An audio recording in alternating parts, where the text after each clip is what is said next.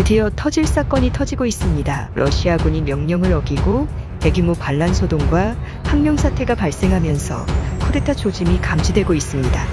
모스크바를 향한 회군이 이뤄질 수 있을 것이며, 이 사태는 100년 전 있었던 적백내전에 준하는 러시아 내전 상황이 일어날 수 있고, 성공적으로 쿠데타가 일어날 가능성과 새로운 국제사회의 질서가 만들어지게 될지 주목되고 있습니다. 국토전략TV?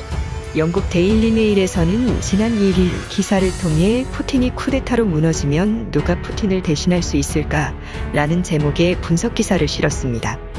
현재 영국의 정보기관과 언론에서는 현재 푸틴 대통령은 핵위협과 전쟁 범죄로 인해서 자신이 속한 정당으로부터 축출될 수 있고, 푸틴이 제거되면 새로운 인물이 러시아를 이끌어갈 것이라고 분석했습니다. 그 후보로는 가장 유력한 인물로 세르게이 쇼이구 국방부 장관과 러시아판 FBI 국장인 니콜라이 파트루쇼프, 그리고 발레리 게라시모프 육군사령관, 드미트리 메드베데프 전 대통령 등이 거론됩니다. 모두 푸틴에 충성하는 입장이지만 이들 대부분 서방의 금융제재를 받고 있는 상황으로 가족들의 금융계좌까지 전부 동결돼 버린 상황입니다. 이렇게 되면 자연스럽게 푸틴을 향한 칼날이 향할 수밖에 없을 것이라는 관측이 나오고 있습니다. 때문에 푸틴은 다량의 달러를 금으로 바꿔놓은 상황이지만, 현재 서방의 금융제재와 자체 국제재판을 통해 점검으로 낙인 찍힐 수 있을 것이라는 두려움으로 러시아 쿠데타로 이어지기에 매우 알맞는 상황이 만들어지고 있다는 충격 분석이 나옵니다. 이러한 쿠데타를 일으킬 수 있는 배경으로는 현재 러시아 내 우크라이나 침공에 대한 국민들의 여론이 극도로 좋지 못하다는 것입니다. 애플페이로 결제를 하고 삼성 휴대폰을 쓰고 넷플릭스, 유튜브를 즐기던 러시아 시민들이 하루아침에 거대한 북한이 돼버린 마당에 그 어떤 러시아 시민들도 우크라이나 침공을 좋아할 리가 만무한 상황입니다.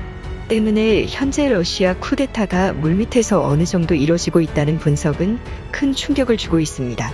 영국 데일리 메일은 톨츠 질리틴케빅 교수의 말을 인용하여 현재 러시아 쿠데타는 군부 세력보다는 정치 엘리트에게서 신규 정권이 창출될 수 있을 것이라는 분석을 내놓았습니다. 러시아의 역사를 살펴보면 군대가 정권 교체에 관여한 적은 없었다고 언급합니다. 그뿐 아니라 현재 러시아의 군부 시스템은 정치 엘리트에 의해 엄격한 통제하에 있다고 밝혔습니다. 때문에 푸틴이 실각한 이후 서방의 강경한 군부 정권보다는 친서방적인 입장의 러시아 정치 엘리트 정권이 들어설 수 있을 것이라는 충격적 분석은 다름 아닌 중국을 크게 놀라게 하고 있습니다. 그럼 상황이 어떻게 돌아가는지 살펴봅니다. 첫 번째, 러시아 해군의 대규모 반란 소동. 영국 더선지에 의하면 우크라이나 남부의 항구 도시 오데사의 폭격 명령을 받은 러시아 함대가 폭격 명령을 거부하는 항명 소동이 벌어지고 있다는 보도를 내보내고 있습니다. 이곳은 지난 2014년 러시아가 강제 병합한 크림반도 인근에 위치한 곳으로, 러시아 군부가 오데사를 포격하라는 명령을 거부하여 폭동이 일어났다고 보도되고 있습니다.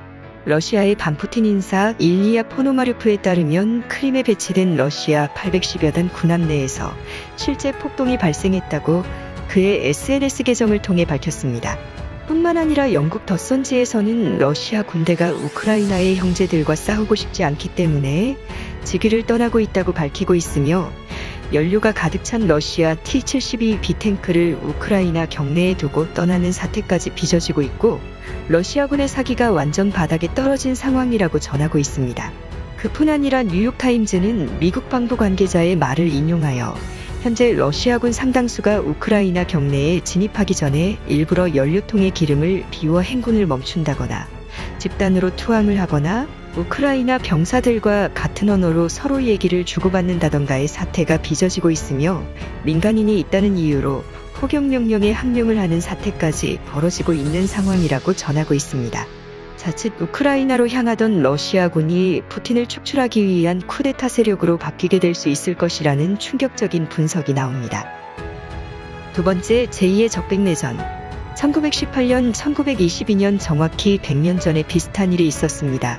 소비에트 혁명이 일어나 공산주의 사상에 물들어버린 러시아 적군과 러시아 제국과 미국, 영국 등 서방의 지원을 받는 백군 간의 오랜 전쟁이 러시아 전역뿐 아니라 시베리아에까지 있었습니다. 당시 미국, 심지어는 일본군까지 시베리아 개입 사건을 일으켜서 일본은 러시아 백군과 체코슬로바키아 군을 지원하기 위해서 지금의 블라디보스토크 연해주 일대에서 전투를 벌인 사건이 있었습니다. 마치 지금의 상황과 크게 유사합니다. 결과적으로는 서방 측과 백군의 패전으로 이어져 버렸고 결국 제정 러시아는 완벽히 붕괴되어 거의 100년이 조금 안 되는 세월 동안 빨간 러시아, 즉 공산주의가 지배하는 러시아로 전락해버린 사태가 있었습니다. 현재 우크라이나 사태의 상황이 이것과 비슷하게 흘러가고 있습니다. 때문에 제2의 적백내전이 발생하는 게 아니냐는 분석까지 나옵니다. 만약 푸틴에 대항하고 나서는 친서방 쿠데타 세력이 있다면 미국 등 서방국의 지원을 강하게 받아서 푸틴의 세력과 대적할 것으로 관측됩니다. 사실상의 적백내전의 상황인 것입니다. 세 번째, 러시아의 나토 가입. 미국의 유력 정치 전문 매체 더 힐에서는 로렌스 코틀리코프 미국 보스턴대 경제학 교수가 지난 1월 24일 러시아를 나토에 가입시켜라라는 주제의 기고문을 올려서 큰 화제를 끌어모았습니다. 로렌스 교수는 러시아를 나토로 끌어들여 우크라이나 사태를 막고 서유럽과 러시아 간의 불필요한 갈등을 방지하자는 것입니다. 하지만 우크라이나 침공 사태로 인해서 이러한 러시아의 나토 가입 문제는 사실상 불가능해졌습니다. 만약 푸틴이 쿠데타나 러시아 내 정치급변 사태로 실각하게 되고 새로운 집권 세력이 새로운 러시아를 장악하게 될 경우 92년부터 2008년까지 일친 대통령의 시기 때와 G7 체제에 러시아가 껴있는 G8 체제의 시기 때와 마찬가지로 친서방 친미 세력의 러시아가 집권하게 될 가능성이 높다는 분석이 나옵니다. 즉, 이러한 신호는 러시아가 나토에 가입하게 될 수 있을 것이며 다시 G7 체제로 들어오게 될 수 있을 것이란 분석인 것입니다. 러시아의 나토 가입 문제는 미국에서 최근 몇 년 동안 비공식 의제로 자주 언급됐던 주제입니다. 1990년 고르바초프에 의해서 처음 제안되기도 해서 러시아 측에서 오히려 더 바라는 사안입니다. 그런데 이러한 논의가 다시 미국 측에서 나오는 것입니다. 바로 중국을 견제하기 위한 것으로 해석됩니다. 그러나 강력한 유럽, 나토 회원국들의 반대와 크림반도 침공에 대한 문제로 인해서 완전 무산돼 버렸습니다. 푸틴은 원래 친서방주의적인 인사였습니다. 하지만 서방 측의 지속적인 러시아 압박과 나토의 동진으로 인해 그가 국수주의적이고 호전적인 성격으로 돌변했다는 분석이 나옵니다. 만약 서방이 푸틴을 잘 구슬려 러시아를 친서방으로 만들었다면 지금과 같은 사태는 오지 않았을 것이란 분석이 나옵니다. 하지만 현재 우크라이나가 나토 가입을 희망하고 있고 심지어 망설이던 스웨덴, 핀란드까지 나토 가입을 원하고 있는 상황에서 만약 러시아의 친서방 정권이 들어서게 된다면 나토의 협력적인 관계가 만들어질 뿐 아니라 나토 가입까지도 가능할 것으로 관측됩니다. 다만 러시아가 나토에 가입하기 위해서는 핵무기의 대폭적인 축소 혹은 비핵화, 그리고 사실상 국영기업이 장악해버린 러시아의 가스시장의 개방 등이 이뤄지지 않고서는 기존의 나토 회원국들의 신뢰를 얻기 어려울 것으로 관측됩니다. 공교롭게도 최근 우크라이나 침공 사태는 반글로벌리즘을 지향하는 푸틴에 대적할 새로운 정치 집단이 들어서기에 알맞는 환경과 시기가 도래했다는 분석이 나옵니다. 네 번째, 대중국 포위망 완성. 과거 트럼프는 대중국 포위망의 완성을 위해 푸틴에게 러시아가 나토에 가입할 것을 제의하였으나 우크라이나, 핀란드 등 인접한 비나토국들과 기존 유럽의 회원국들의 반발로 무산된 상황입니다. 만약 정말 러시아의 푸틴이 실각하고 친서방 정권이 러시아에 들어서게 된다면 중국을 제외한 모든 나라가 대중국 포위망을 결성하게 될 것으로 관측됩니다. 현재 푸틴은 반글로벌리즘을 지향하는 정치인입니다. 전 세계를 미국 중심의 하나의 정치적 아젠다로 통합을 하자는 것에 극렬하게 거부하는 성향이 강합니다. 하지만 이번 우크라이나 침공 사태를 계기로 러시아를 제외한 유럽이 통합을 하고 있고 유럽의 중립적 입장을 취하던 스위스, 핀란드, 스웨덴 역시 중립 노선을 버리고 친서방 정책에 더 나아가서 심지어는 나토에 가입을 시도 중입니다.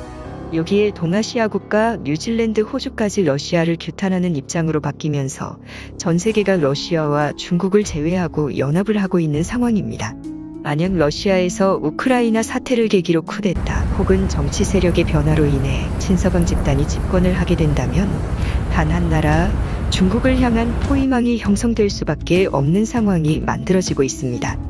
때문에 현재 중국은 우크라이나 사태를 매우 엄중하게 바라보고 있으며 만약 러시아가 패배하고 러시아의 친서방어가 진행된다면 중국에겐 큰 위협이 되는 상황입니다.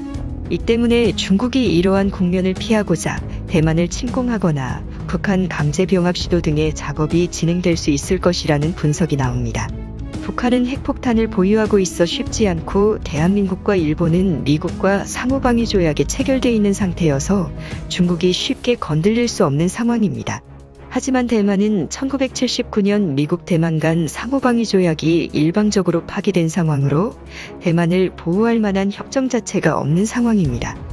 때문에 러시아가 우크라이나를 침공했듯이 중국은 대만을 침공할 가능성이 높을 것이라는 관측이 나옵니다.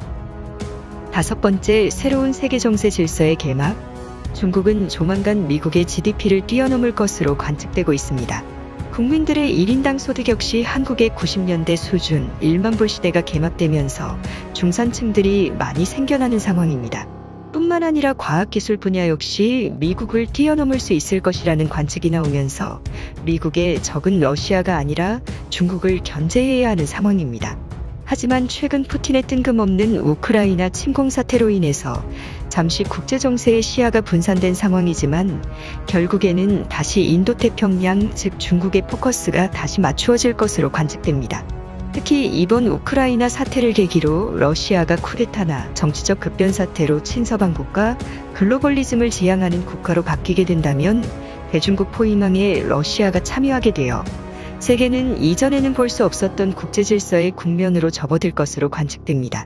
100년 전 러시아의 적백내전 당시 적군이 승리를 하고 서방의 지원을 받던 백군이 패배를 하여 약 100년간 러시아는 제3세계의 후진국으로 전락하고 말았습니다. 그러나 이번 우크라이나 사태를 계기로 새로운 정치 집단이 러시아에 들어서게 되고 친서방화가 이뤄지게 된다면 러시아는 마치 90년대와 같이 서방에 활짝 열려있는 나라가 될 것으로 보입니다. 이것은 우리 대한민국에게도 매우 이롭습니다. 한국이 러시아의 무기기술을 들려오는 기술이전 사업, 1차, 2차, 3차 불곰 사업 모두 러시아가 크림반도를 침공하기 이전 추진됐던 사업들입니다. 즉 러시아가 친서방의 체제 속에 있었을 때 한국의 기술들이 이전이 이뤄졌던 것입니다.